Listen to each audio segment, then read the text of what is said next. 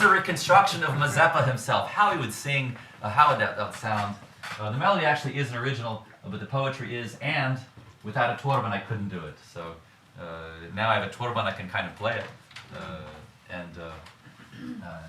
And today with the guitar, it'll make sense. I'm actually playing the same figure, but if you could do some improvisation. We'll see what I can do. So, всі покою щиро прагнуть.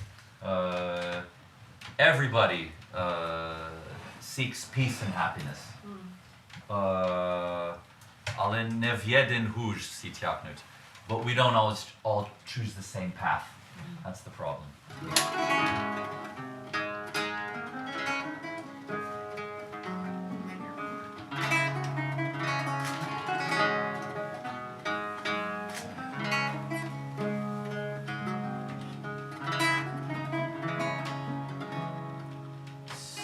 Покою щиро прагнуть, а не в єдин гуж всі тягнуть. Той направо, той наліво, а все браття то діво. Той направо, той наліво, а все браття то діво. Нема ж любві, нема ж згоди, отже в твої взявши воді. Без воду всі пропали, самі себе своювали.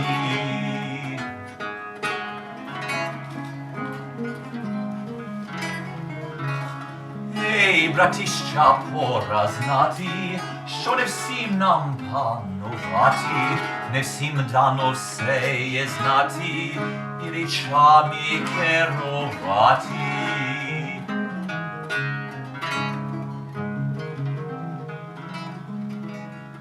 На корабель поглядімо, много людей полічимо. Однак стірник сам керує, весь корабель управує. Пчурка бідна матку має, і одної послухає. Жалься, Боже, Україні, що не вкупі маєш сині. Єдин живе із погане, кличе всюда атамане. Іди матки рятувати, не дай моги погибати. Другим ляхом за грош служить, по Україні той тужить. Мати моя старенькая, чом ти вельми слабенькая, розно тебе розшарпали, где пожні портуркам дали. Все то фортель, щоб слабіла, і аж кінець сил не вміла.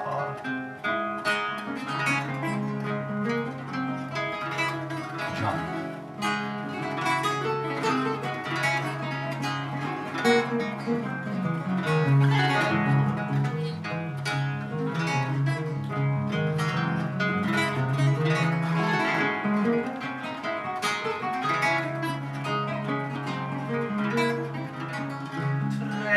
Москвію ж голдує, їй вірнію слухує. Той на матку нарікає і недолю проклинає. Ліпше було не родити, ніж в таких бідах жити. От всіх сторон ворогують, ох, не мечем руїнують. От всіх нема зичливості, ані слушної учтивості. Мужиками називають, а подданством дорікають.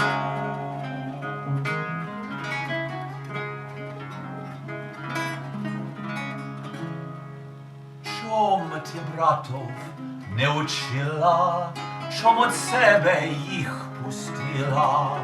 Ліпше було пробувати, вкупі лихо одбувати.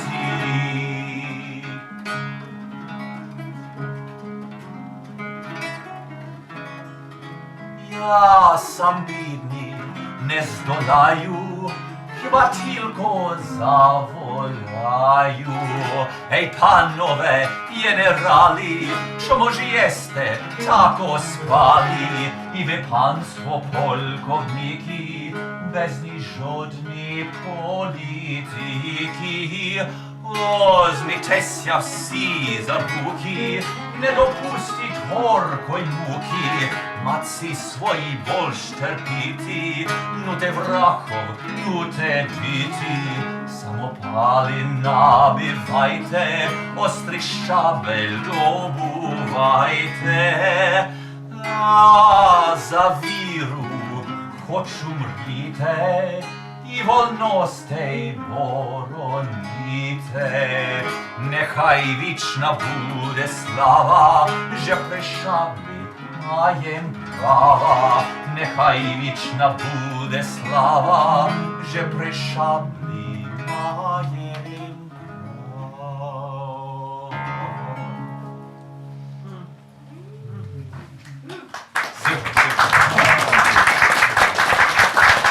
Incredible, honestly. The part that I play, it's very simple. It repeats the whole, how many, 5 minutes or more?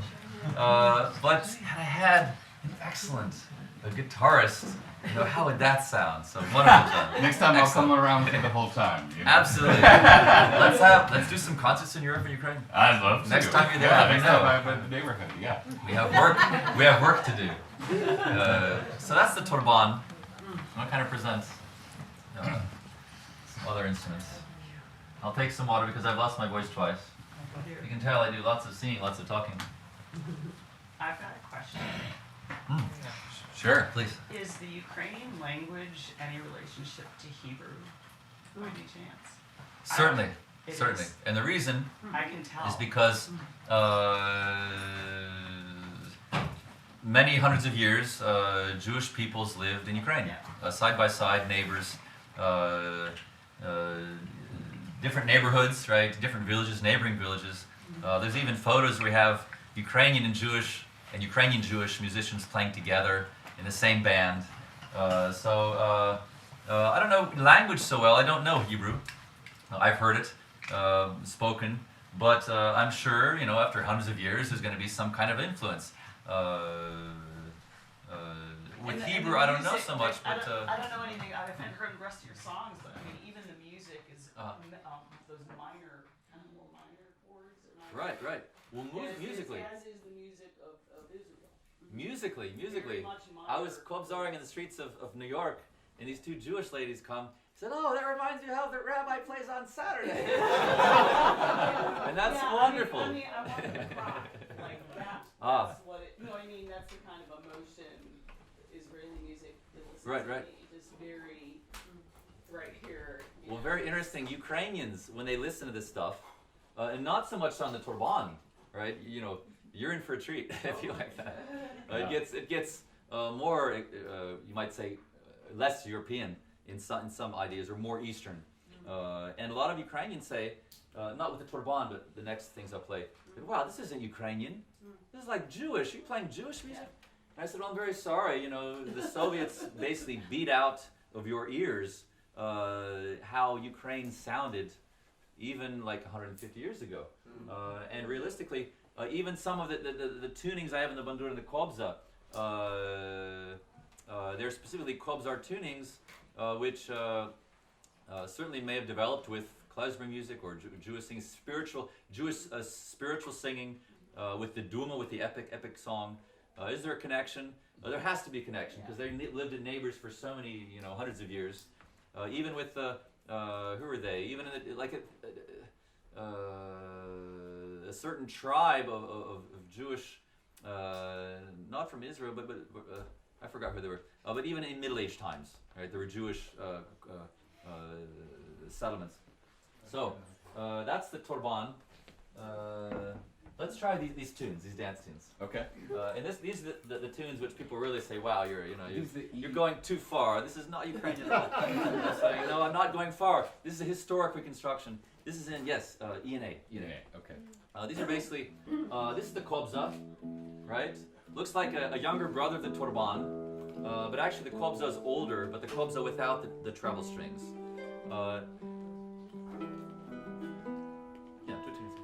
And basically, it's basically a Ukrainian oud with these treble strings, and not like like a barrel type body with the ribs like a lute, like a torban, but one piece is one piece of wood. This is the second piece of wood, the deck and the keys. But basically,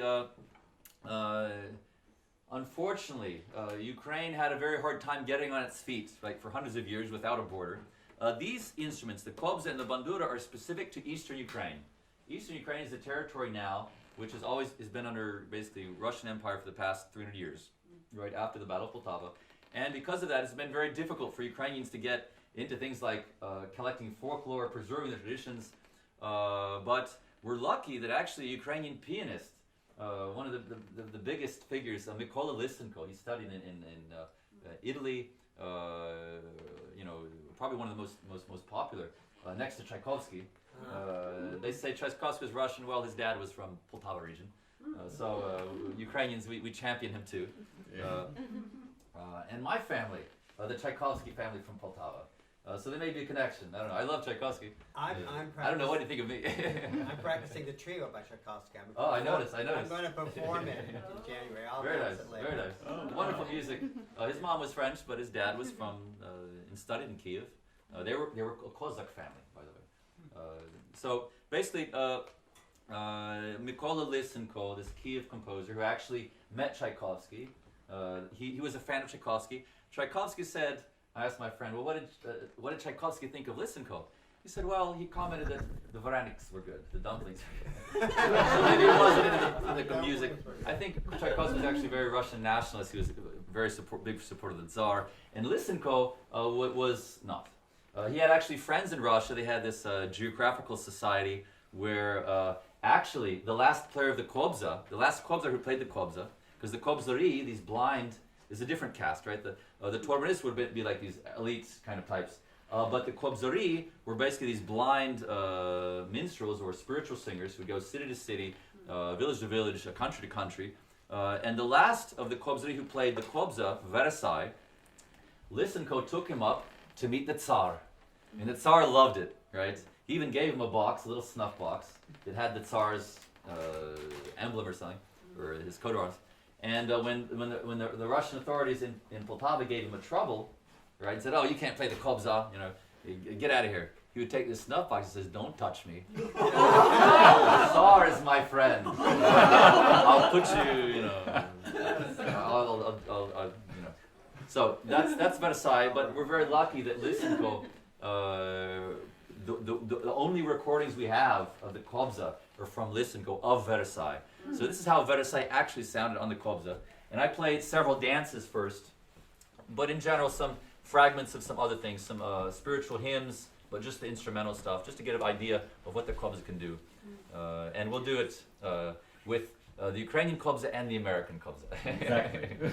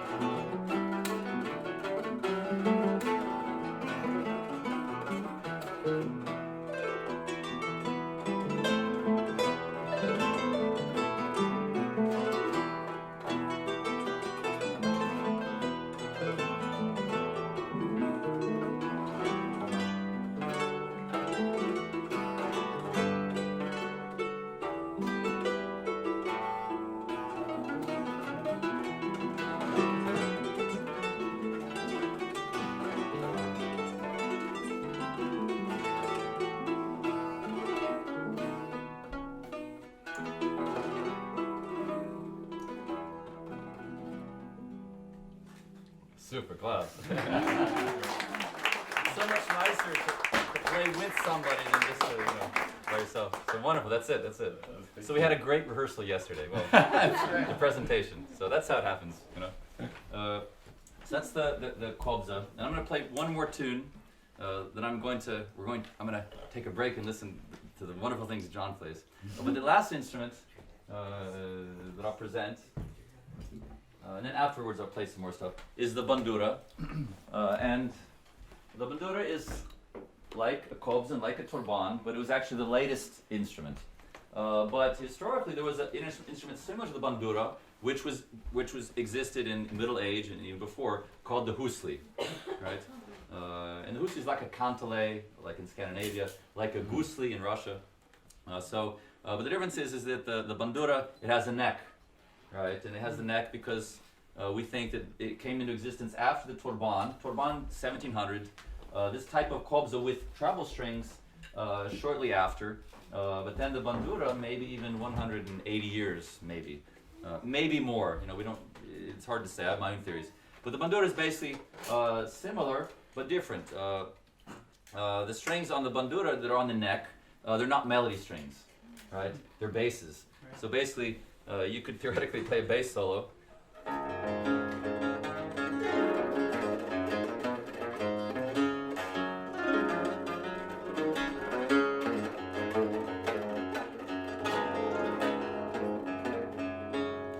Not traditional Ukrainian music, I have to say. It's an improvisation of what theoretically you could play in the bandura.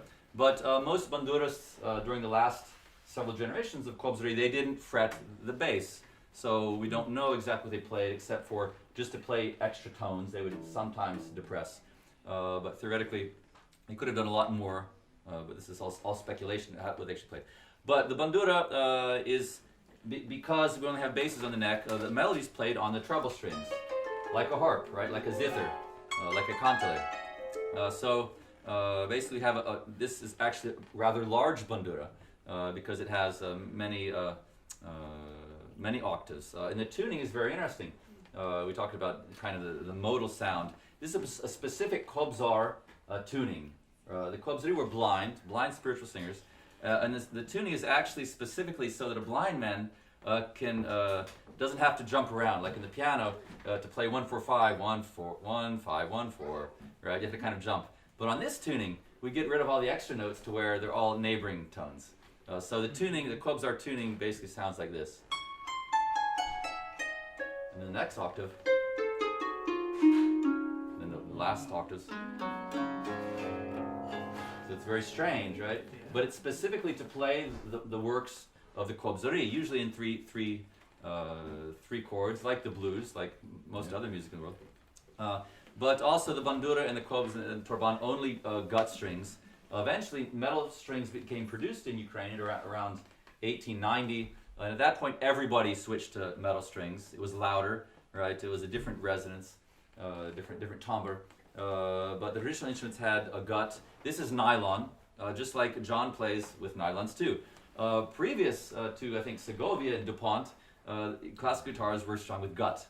But it was very difficult to make good strings and it wouldn't break. Now they make much better strings, but they're very expensive. So I use nylons. And I even asked Jelly yesterday, do you use gut or nylons? Fishing wire. This is fishing wire.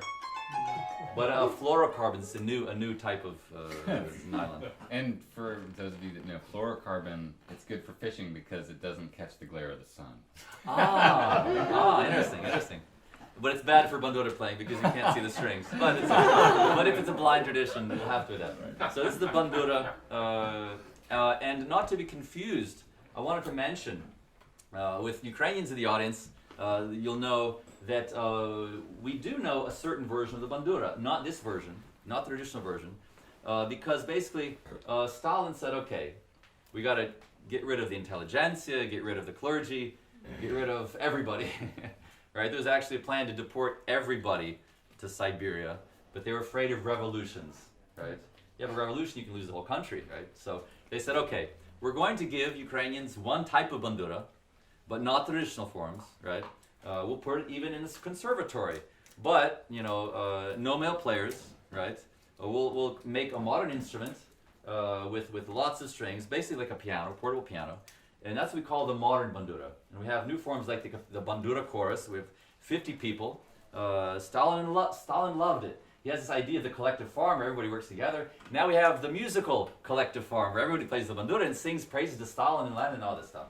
So actually one of those ensembles the state ensemble at the time said, okay, our ensemble is getting smaller and smaller because they're sending us to the Gulag. We have to get out of here. So they followed the Germans, played in the camps. Actually, here's an ensemble which would have played for both Stalin and Hitler, and I think they both liked it at some point, right? They're all you know, what do they call them? Socialist Democrats or whatever. I don't know what kind of term they use. Both were not so socialist and not so democratic, but you know the same. You know, two birds of the same flock, I'd say. But so Stalin had to compromise the ensemble because they were getting very popular. Hitler even put them on concert tours once they had gotten into German territory at the time. But then when he saw in Ukrainian territory, Ukrainians were starting to revolt, and there was this incredible spiritual happening, Hitler said, okay, back to Germany, right? Only in the camps we'll let you play. So it was very serious stuff. So they killed all the Kobzaris, but this new form started to take on the work of the Kobzars. And in this country, we know the modern Bandura chorus. I even played in one. Going to Amlenton, meeting Boris, I also met Julian Katasti. His uncle wrote lots of modern compositions, modern music for it. But so here in these states, in the States and in Ukraine, we know the modern, but not the traditional. So this is the traditional Bandura, and what did they play? I think I'll start with this tune we did yesterday. Makes sense? It's the F sharp. C sharp. I don't even know the. Okay. There you go. Gotcha. Cool. I tune to different things. Sometimes I have to, and not after that. So, 85 years ago, we had the worst tragedy in Ukraine. We had lots of tragedies: the world wars, Chernobyl, nuclear disasters. But the worst of the worst was the activity that was supposed to kill them all. Right, and I'm not telling you to be kind of unhappy or sad, but just to know that we know the history, right? You know, we watch movies like Schindler's List, The Pianist, excellent movies which really show how the Jewish people suffered.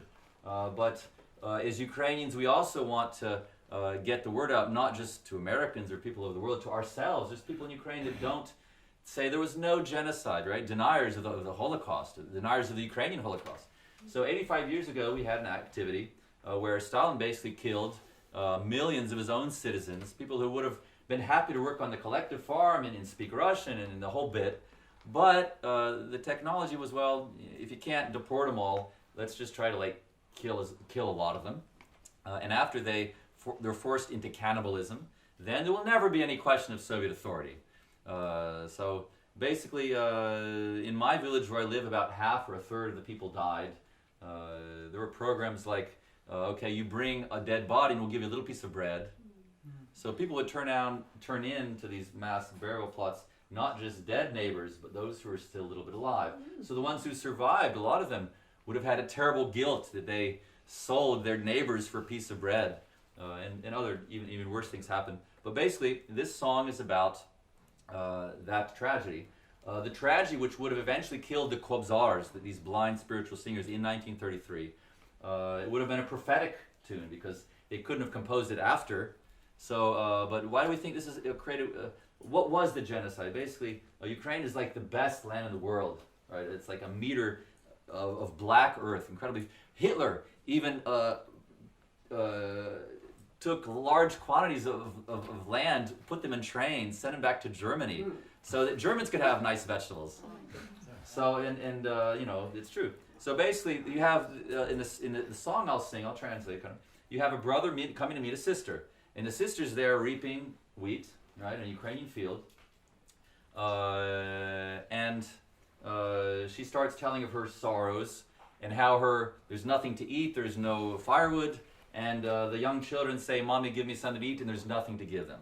So what's the story? She's like reaping these fields, right? Well, this was 1932, 1933.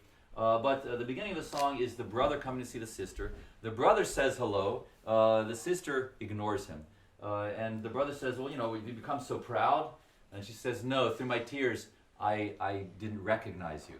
And we have this idea of here in eastern Ukraine and western Ukraine where the Eastern Ukrainians say, "Oh, you people in the West, you're Europeans," and the people in the West say, "Oh, you're Muscovites," you know. But they failed to realize to have this national unity, which is important to keep out, the foreign aggressors.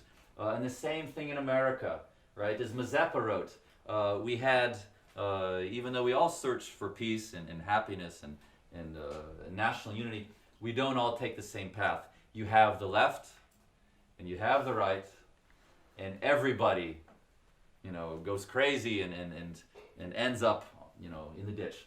So it's the same thing. Look, turn on any TV, you'll see what's going on. So this is the song about recognizing, your brethren. And even if you can imagine America, there's the idea, well, who are Ukrainians? They're very poor people. Are they communists? Are they fascists? Because of the poverty of many countries in the world, it's hard to realize who is who and what is what. But these barriers are not, or should not, get in the way of world unity.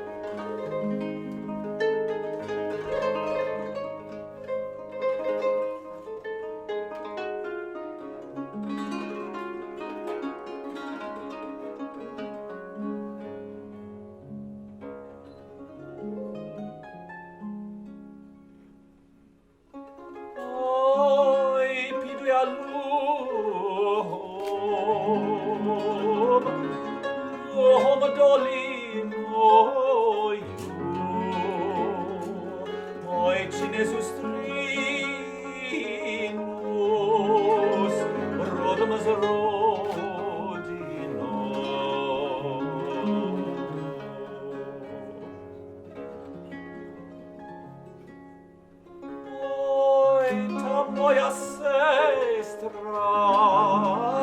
pszeniczenku żala,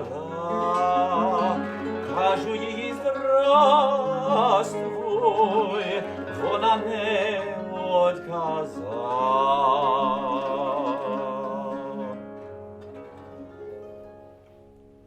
Ой, чого ти, сестро, така горда стала, кажу тобі здравствуй, а ти не отказав.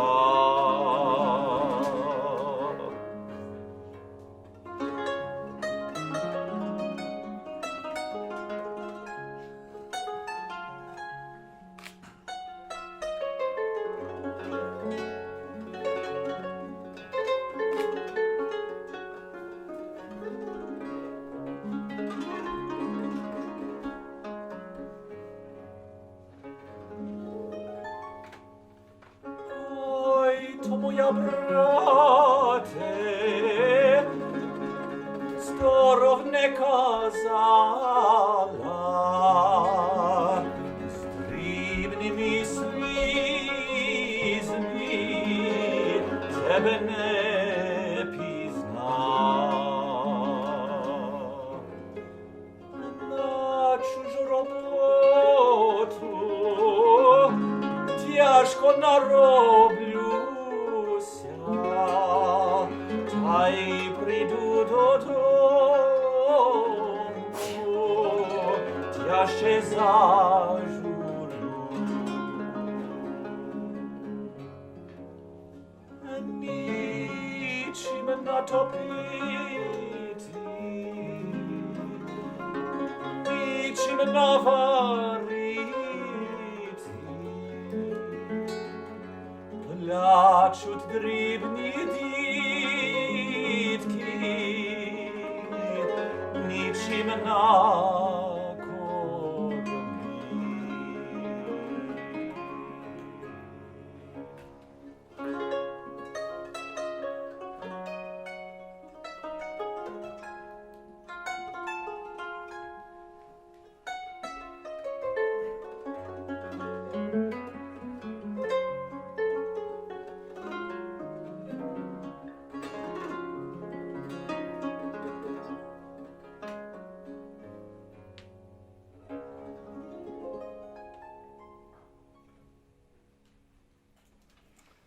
Wow, super.